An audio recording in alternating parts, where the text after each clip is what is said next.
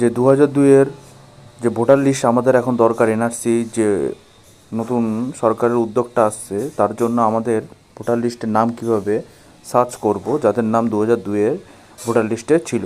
প্রথমে চলে যাব গুগলে, সেখানে লিখে দেবো সিইও ওয়েস্ট বেঙ্গল।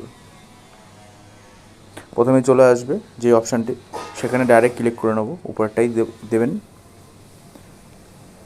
এবং প্রথমে দেখবেন ওখানে এরকম একটা ইন্টারফেস খুলে যাবে। এখানে প্রথম যে অপশানটি দেখবেন, একটা নোটিশ দেওয়া হবে উপরেই, ইলেকটোরাল রোল অফ 2002।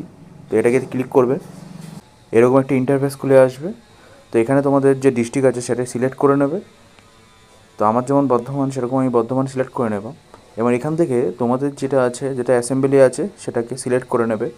সেই সিলেক্ট করার পর তোমাদের যে বুথ নাম্বারটা আছে, ধরো আমি যেরকম এটা সিলেক্ট করলাম এরকম, তারপরে দেখবে তোমাদের যে পোলিং স্টেশন নাম্বারটা আছে, নাম আগে একটা নাম আছে সেটা এখনগুলো দেখে নেবে, আগের সাথে এখনের মিল পাবে না।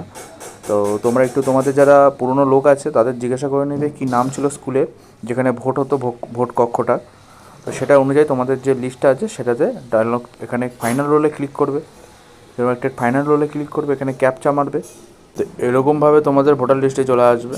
এবার তোমরা তোমাদের নাম যা আছে সব নামটি দেখতে পারবে এরকম ভোটার লিস্টে।